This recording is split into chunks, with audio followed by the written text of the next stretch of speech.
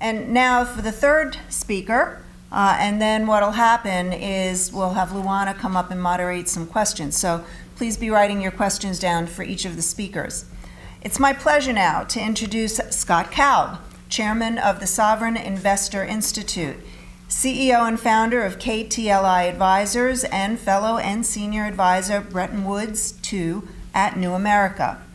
Scott is chairman of the Sovereign Investor Institute, which is a membership organization made up of many of the world's largest sovereign and government investment funds.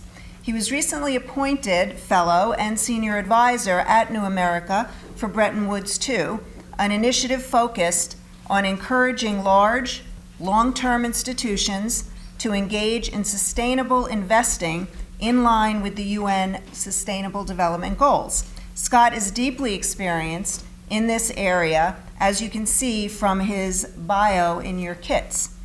And again, following Scott's presentation, a Q&A will follow, moderated by Luana. Scott? Thank you. Oh, I'm sorry, Scott will be moderating? Okay, very good.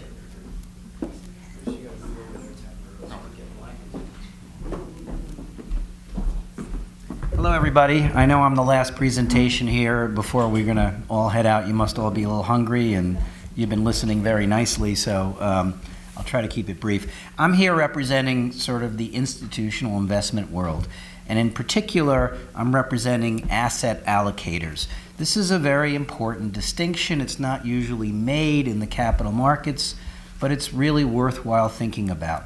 When we talk about who are the big institutions out there, there's often a lot of confusion between asset management companies like BlackRock or Blackstone and investment banks like Goldman Sachs or JP Morgan. And then there's the asset allocators, and you don't usually hear a lot about them. Those are the asset owners. These are guys in my group are the sovereign wealth funds, sovereign and government pension funds, central bank reserve funds. These are large institutions I work with. These guys are the asset owners. So they're the ones who are aggregating this capital on behalf of their governments or the people of their countries, and they invest with the asset managers or the investment banks or these guys. They give them mandates to manage the money, but they're the owners. So when you see a league table of who has the biggest assets under management, and you see Blackstone, or let's say BlackRock at $2 trillion, and then you see the Norwegian Global Investment Pension Fund at $1.2 trillion, you have to remember that actually that BlackRock number is double counting. It's not their money. They're an aggregator of money from the asset allocators and also from moms and pops. Whereas the money that you see from Norway or from some of these other large companies, the Japanese government pension fund, sovereign pension fund is $1.4 trillion. The Abu Dhabi Investment Authority has assets of about $800 billion, and so on. So let's make a distinction here. We're talking about the asset allocators, not the managers. The managers are the guys who are actually, I guess one other important distinction for you to understand is the asset allocators are mission-driven institutions. They're not profit-driven. And what I mean by that is most of them are government employees or they're public servants. And their job is to take these assets and get an appropriate risk-adjusted return to pay for your retirement benefits, your education, your health care. That's their job. It has nothing to do with generating profits for the organization or for themselves. And it's very different than the mandate that you'll see in an asset manager or an investment bank, where they're profit-driven institutions. Now, they are fiduciaries, they're responsible, they're very good partners, but ultimately, their job is to make a return or make money for their shareholders and for themselves. There's my disclaimer. That's probably the most important slide. Okay, so actually I'm going to jump before I get back to Bretton Woods II. Let's see. Here. I'm just going to talk for one more. There we go. So let me talk first about my background. I actually spent a number of years, about 4 years, as the CIO and deputy CEO of a sovereign wealth fund in Korea, the Korea Investment Corporation. When I got there, that's a little unusual because normally you have senior local government officials appointed. So that's a long story, and maybe if somebody wants to buy me a beer during lunch, I'm happy to explain it to you. But anyway, I was running the Korean Sovereign Wealth Fund. I was CEO, deputy CEO. I took their assets from 20 billion to about 60 billion during a 4-year period from 2008 to 2012. Today, they're at about 120 billion now. So I have a lot of accumulated experience in how these sovereign funds think and what their concerns are and how they act. So when I got back, I set up an institute. The Sovereign Investor Institute is sort of the largest community for the largest asset allocators in the world. We have about 245 members in this institute. 1/3 of them are sovereign wealth funds, 1/3 of them are sovereign pension and government pension funds, and 1/3 are central bank reserve funds. The total assets under management in our institute are about $24 trillion. We meet quarterly. We have roundtables around the world. We do meetings in Africa for the African government funds, in Latin America for the Latins, in Asia, and also in Europe. Okay, and I'm going to go back now. Which way do I point this thing? This way, this way? Doesn't matter. Doesn't matter. We have a bit of a time lag here. Yeah, that is. Right, we need to be more sustainable with this. Okay. Come on. Okay, so let's go. One more. Okay. So just to tell you, I want to talk a little bit about what we're doing at Bretton Woods 2. So most of you know Bretton Woods 1 was set up in 1944 during World War II, and it was really, it was named after the place where they met in New Hampshire to solve sort of the global financial system. They put in place the financial system we have today. It was risks to the global economy. It was sort of crumbling at that stage. So they solved those problems. At Bretton Woods 2, our mission is to deal with the global non-financial, or let's say non-traditional financial risks, or some people like to say the not yet financial risks. These are man-made risks that we face today, which are very pressing concerns to all of us. It's things like, security, environment, corruption, pandemics, eliminating poverty. This is really, and so many more, this is what the SDGs are about. Come on, there we go. Okay, so what did we decide at BW2 and why did I get involved? Our insights were if we're going to have an impact on trying to mobilize capital to have an impact on sustainability and to solving these problems, a good place to start would be the largest asset allocators in the world, that community that I was talking to you about, because they're very large. They don't have to follow sort of your traditional path because they've got enormous resources at their command, and they've got an enormous influence in the capital markets today. If they say they'd like to do something, the markets will shift to accommodate them. So the other thing is that these guys, you should understand, these are very long-term institutions. Typically, the time frame is intergenerational. So you'll have a 30-year time frame. So these institutions really don't care about quarterly numbers. They don't care about annual numbers. It's noise. In fact, that is one of their biggest problems is all the noise that's generated. Markets gyrate. They really couldn't care less. Because their job is to try again and invest intergenerationally to take care of the liabilities that we talked about. So a key concept for Bretton Woods 2 is that these guys can invest their capital, generate an appropriate commercial return, that's what they need to do to meet their missions, and at the same time help to create a landscape that's conducive to long-term prosperity, stability, and sustainability. So very important to sort of frame it in that way. You don't want these institutions to have a philosophical argument with them. They need to generate that return to meet their obligations and liabilities for you and for their people. What you don't want to do is transfer that risk. You don't want to appropriate capital from moms and pops in one place in order to meet the needs of moms and pops in another place. That's not right. But what we can do, and what we can argue, and the evidence is showing, is that you can generate an appropriate commercial return while also meeting or aligning your portfolio with broader goals of society. So, we don't need to talk about that. This is our ecosystem at Bretton Woods 2. We work together with asset managers, asset allocators, policymakers, a variety of institutions. We'd love to have you involved if you're interested. Next, please. Okay, and one of the initiatives we're creating right now, I just wanted to mention, is what we call the Sustainable Asset Allocators Index. So there isn't really any benchmarking tool for these guys, this community, these sovereign wealth funds. My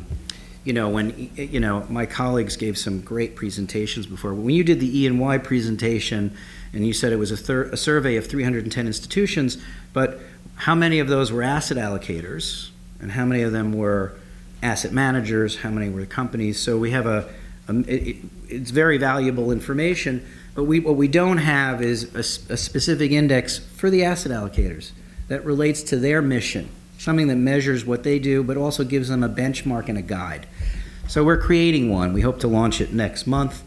We've got the support of the United Nations on this, and we also have the support of the IFSWF, which is the International Forum for Sovereign Wealth Funds, which is the regulatory body for the sovereign wealth fund community. Okay, we did that. So I talk about sustainable investing. You've heard a lot of terms. We have CSR, we have ESG, we have SRI, we have RI, we have SI. Essentially, we use the term sustainable to include all of these initiatives. That was the recommendation of Professor Bob Eccles from Harvard Business School, who says we need to kind of unify our standards. We also need to unify our language. Let's sort of put this stuff together as best we can. So why don't asset allocators just invest sustainably? What's the problem? I mean, after all, it seems obvious. Nobody wants to invest in a company that exploits its labor force, that pollutes the environment, that operates unethically, or that focuses on short-term gains at the expense of long-term strategic decision-making. Nobody wants to do that. Everyone agrees that those things are bad for long-term value creation. So why don't more companies and why don't more asset allocators put in place steps to mitigate those risks? So let's talk about what the concerns are. Here I came up with 5. One is the lack of uniform standards, and I think we discussed that a little earlier. Another one is the potential for return penalties. The third is fiduciary responsibilities. Fourth is stakeholder objections, and the fifth is values-based versus value-based principles or arguments. So let's talk about those one by one, and I'll talk about what the concern is and then maybe what some of the solutions are. So first of all, uniform standards. So this was alluded to before. A lot of times, 80% of companies in the S&P 500 index are reporting, doing independent reports on ESG or sustainability issues. One of the problems we have is that everybody has their own interpretation of what those things are. There's a lot of soft criteria, and they use different standards, but it's hard. Then we have also asset managers who are creating different asset management product. They also use their own proprietary definitions. So if you're an asset allocator, you're managing a $100 billion portfolio, and you've got thousands of companies. Let's say you own, if you have a $100 billion portfolio and half of that's in public equities, that's $50 billion, and you've got all these thousands of companies there, how do you aggregate your sustainability reporting? I mean, if everybody's using a different standard and different noise, how do you put that together to understand what's in your portfolio and what they're doing? So this creates an issue. Fortunately, we have a lot more tools now over the last 10 years that have been developed. And I think we mentioned before some of the ones, it was interesting that you highlighted some of the same ones. Here's just a couple of the influential institutions. I won't go into them, but I think I highlighted in red, GRI, the Global Reporting Initiative, has a very good standardized reporting system.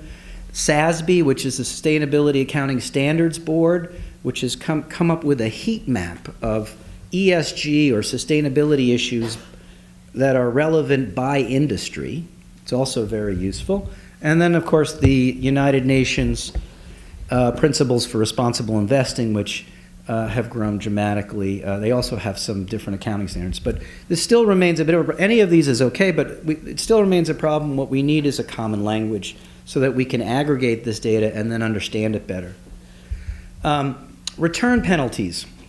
Well, you know, for 20 years, most of the academic evidence was showing that you had to make a trade-off, that you could invest in companies that were socially responsible or doing good things, but that it was not good for your returns. That created a real cloud over the whole area because people were asking you to sacrifice returns for social objectives. Really, what's happened is over the last 10 years, really even over the last 5 years, we've seen huge amount of academic evidence showing that that's just not true. It depends how you implement it and what you do. And the academic evidence is showing that actually companies, and I have one study just highlighted here, it was a mega study which looked at 2,200 ESG reports, and it found that 2,100 of them showed a high correlation between companies that score very well on ESG metrics and financial and economic outperformance over the long term. That's very compelling. And we've got a whole series of reports and studies now. So we need to get that information out into the community so that they can get rid of some of these old biases. The other thing that was very interesting about this study is it showed it applied even to things like emerging markets, it applied to real estate, and even bonds. So clearly, companies that use or that score highly on material ESG criteria will outperform. Regulators. You know, it was until very recently illegal for a fiduciary to consider non-financial criteria in its investment process. Why is that? Why would they do that? They did that because the regulators were concerned that the person managing your pension fund might be influenced by some political powers telling them you need to do this or you need to do that. And so they made it very clear, no, only financial considerations. And it was an attempt to sort of make sure that this was a very clean kind of a process. Well, that created a problem because for many fiduciaries, they felt, well, if I consider these non-traditional financial risks or non-financial risks, I could get in trouble, or I'm not supposed to do that. So the regulators have been scrambling to correct this situation, and I just highlighted one, but over the last few years, really starting in 2015, we've seen a big change. So this is the U.S. regulator, the Department of Labor, which regulates pension funds in the U.S., and they came out very clearly and they said, ESG issues may have a direct relationship to the economic value of a pension plan's investments. In these instances, such issues are not merely collateral considerations or tiebreakers, but rather they are the proper components of the fiduciary's primary analysis of the economic merits of competing investment choices. In other words, it's part of your fiduciary responsibility. So regulators are getting on board. So we've got academics coming out and saying, hey, you can actually improve your returns and lower your risk. We've got more standards coming out. We've got regulators coming out to try and support this initiative. Oops, come on. Okay, all right, finally, I guess the fourth one was stakeholder objections. A lot of fiduciaries or guys who run these plans say, look, if my stakeholder orders me to do this, I'll do it. And if they don't, how can I go and do this without them telling me to? It's not my initiative. But in fact, that's sort of wrong-headed. And many of the asset allocators are coming around to understand that they need to take the lead on this and that their stakeholders actually are happy if they take the lead on it. One of the things that we didn't talk, I don't know if you talked about it earlier this morning, but it's the change in thinking among stakeholders being driven by millennials. So millennials today are between the ages of 20 and 35, and within the next 5 years they become the dominant part of the labor force. And we know that millennials, according to the data we're seeing, are 3 times as likely to choose a job based on sustainability issues. And they are twice as likely, almost twice as likely, to invest according to sustainable criteria. So people are beginning to wake up, and they're very, very concerned about these issues. And even older generations are starting to understand that, hey, this makes good business sense. If I invest this way, and companies act this way, if I can create better value over the long term, that makes good business sense. And finally, this issue of values rather than value-based principles. It's very important to keep this discussion on a commercial basis, I think, and a risk basis. So when we start talking about, well, you should do this because it's good, it's a good thing to do. Remember, we're dealing with global institutions. People have different interpretations. Sometimes it's political, sometimes it's social, sometimes it's religious. Who knows? And you don't want to get into a philosophical discussion on these issues. Yes, they're good. But more important, that is going to undermine the argument that you want to make. The real argument you want to make is that, hey, these things will help to improve long-term performance, will help to lower long-term risk. It makes sense to include these factors in your investment process, not just financial factors. And if you can make that argument, you get a lot of support right away. And when you start talking, again, in political tone or values-based tones, you just run into arguments. And I think that's part of what we're seeing today. So what are asset allocators doing? I included a table here about how they're implementing or how they have been implementing sustainability. Let me just run through some of these. And you can see across the top that people define, these are different organizations. There's the EuroSIF, that's the Sustainability Investment Forum of Europe. There's the Global Sustainability Initiative, and so on. They define them, or they have different wording for them. Again, we have this language problem, but the concepts are all the same. So let me just go over a couple of key points. First of all, as of 2015, we had about $25 trillion invested in various sustainable initiatives. That's pretty good. One of the issues, though, is that 2/3 of this investment has been done in the form of negative screening or norms-based screening. So what's negative screening and norms-based screening? Negative screening is when you decide to exclude a company or an industry or a country because it's undesirable. So you just exclude it.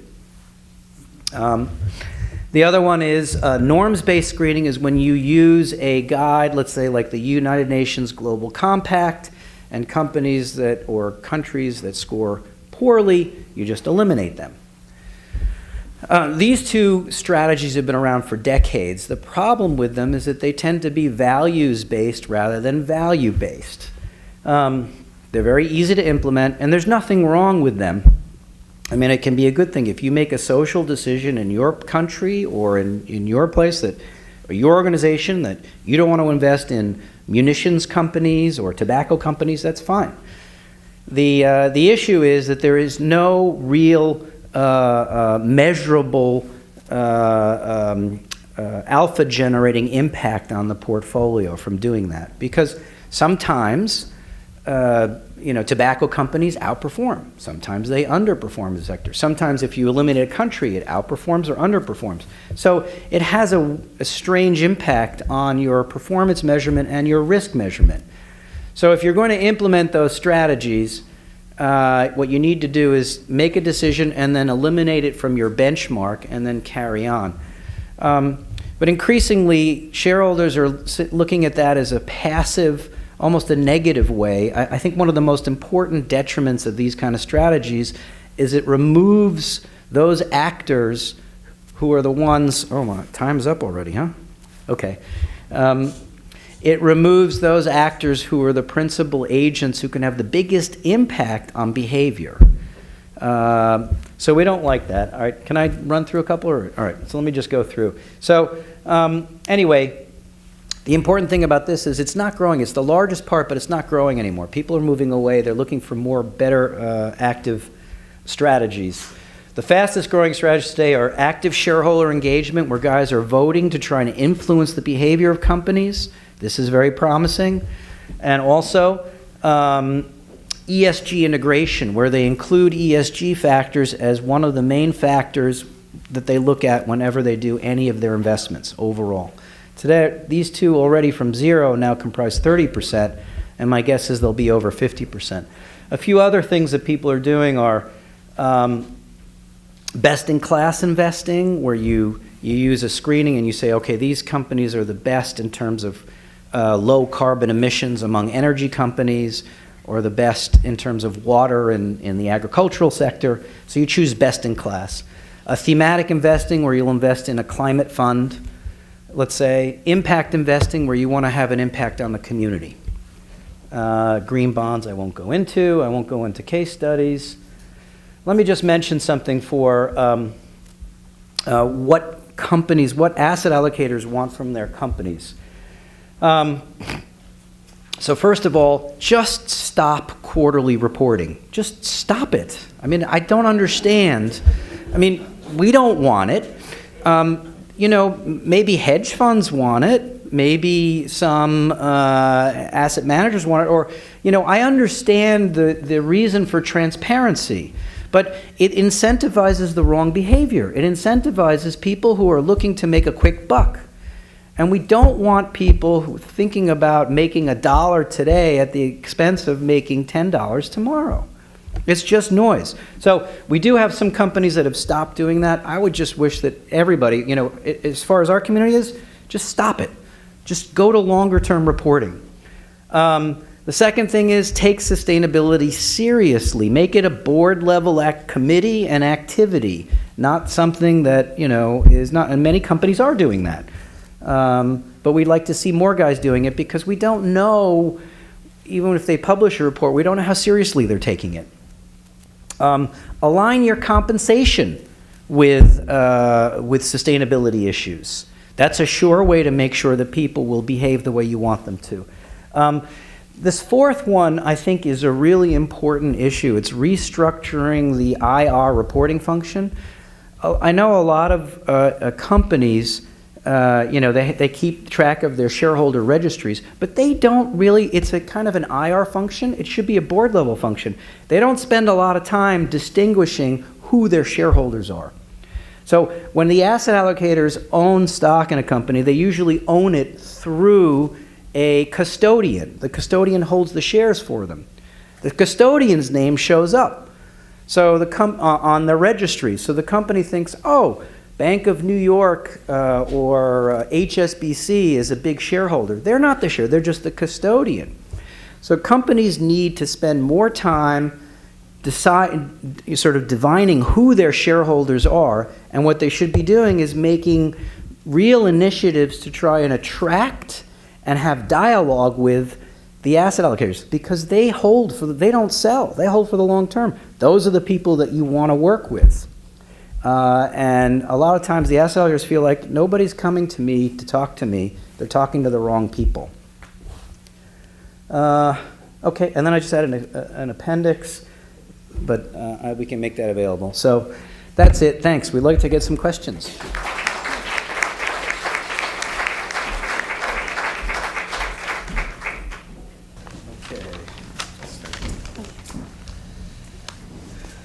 Thanks.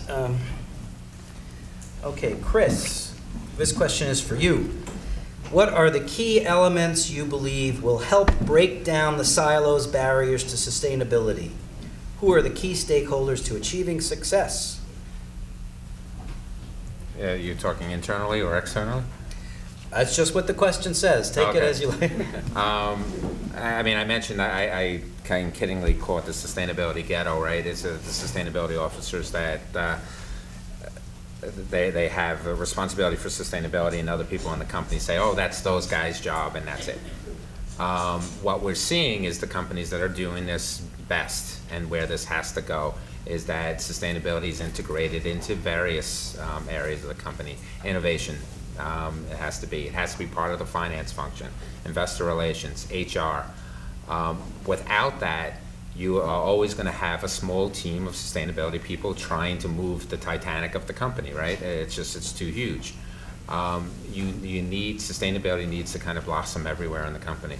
So at least if I'm taking it from the internal viewpoint, that's the stakeholders that need to be engaged. Got it. Okay. Another question. If you were beginning your CSR, ESG career today, where would you look? Where would you, where would you look to? What industry would you target? Ratings agencies, consulting, or in-house CSR teams, foundations, or institutes? Sounds like the person has a lot of options. Where would I say? I guess where I think the difference will be is in the financial infrastructure field, so the rating agencies, for instance. I think that's the type of places that you're going to see systemic changes that could really influence, wide swaths of both corporate behavior as well as, if you get the mainstream raters now really integrating ESG considerations into their long-term rating, I think it's going to be something that's going to fundamentally change things. It doesn't become esoteric anymore. It becomes part of the board's interest. So I would say maybe that's a great place to start. Okay. Do you have any comment on that one? No, I would say the same thing, and also mentioning that, as sustainability is going to be integrated within the companies more and more, it's also a question of what do you want, where do you want to have value and where do you want to look at to add value in addition to sustainability as it's getting more and more integrated in everyday's business. Okay, I have another question. It was really regarding the increased role of China, sort of attending the World Economic Forum and taking sort of the lead in the sustainability issues. What do you think about that? Do you have a view? I mean, what we think is that obviously there's a vacuum in leadership and China's stepping forward. And what's amazing about China is, and in everything, we've seen over the last 20, 30 years, right, is China can change on a dime in a sense, from on top, they can make a decision and, carry it through. And what you're seeing is there's a real movement away from what everyone thought was going to be the case, years ago, which was that, China would just keep generating coal plants, for instance, keep building. There's a real movement into, clean energy now. The tone from the top really matters there, but what it's showing, I think, is so many other countries. An example, I think India is a perfect example of seeing where the government now is really making, overt movement toward renewables as opposed to what it would have said even 5 years ago of we still have to burn more coal. Good. Okay. I just had a quick question for you guys. I noticed that, both of you talked about sort of, let's not look at this simply as a way to mitigate risk or risk and return. Let's talk about the opportunities it presents. Where do you think are the best opportunities? Why don't you start? Yes. Yeah, I think there are different types of opportunities looking at better decision making by taking all the information into account, but also being more efficient, right? So we see companies with their packaging or fleet, if you make better decisions based on environmental impacts, oftentimes it also means less cost for the companies and able to be more efficient and generate more profit. It's also opportunities about that concept of circular economy and looking at where is the value of the product and not just the primary use, but also use the substantial secondary use of the products, and now that can bring more value to the companies too. Yeah, no, I think well said. Circular economy, I think, is a really fascinating area. By the way, we have a report that comes out today on a CEO guide to the circular economy that I suggest go on our website. You can see, but amazing opportunities for one company's feedstock to be another company's product line potentially, what would have formerly been waste. The other area that we're seeing really a lot of movement in is the food and ag space. It's been amazing that, you know, this is this sector that had been on the sidelines for years and years and years on the sustainability side, and certainly they might have seen risk, but now they actually see opportunities, and we're seeing kind of real movement from the consumer brands companies all the way down the chain to the growers. I'm going to add an answer to my own question there, which is I think one of the biggest areas of growth is infrastructure investing. You know, one of the things about the Sustainable Development Goals is they're wonderful goals, and none of the asset allocators that I know, the investors, would say that they don't want to do them. But it's a question of making them investable. You know, eliminating poverty, you know, livable cities, you know, gender equality. These are great, you know, goals. How do we invest in them? How do we make, and then how do we sort of put capital behind them and make them happen? I think infrastructure is a very good way, and I would just note that in my community, the sovereign wealth funds and the sovereign government pension funds currently hold over $2 trillion of infrastructure investments. And they're investing currently about $50 billion a year. And 40% of those infrastructure investments are in the developing world. And they're spread across industries. They're in water, they're in energy, they're in transportation, they're in agriculture, they're in education, they're in telecommunications. So I think there's big scope there for investment. I think it's an interesting area to create jobs. It also helps to unbundle economies, and we can also sort of direct investments towards new economy and move away from unsustainable practices. Okay, well, look, anyway, thank you. Please join me in thanking my panelists here. Thank you so much, Elodie, Chris, Scott.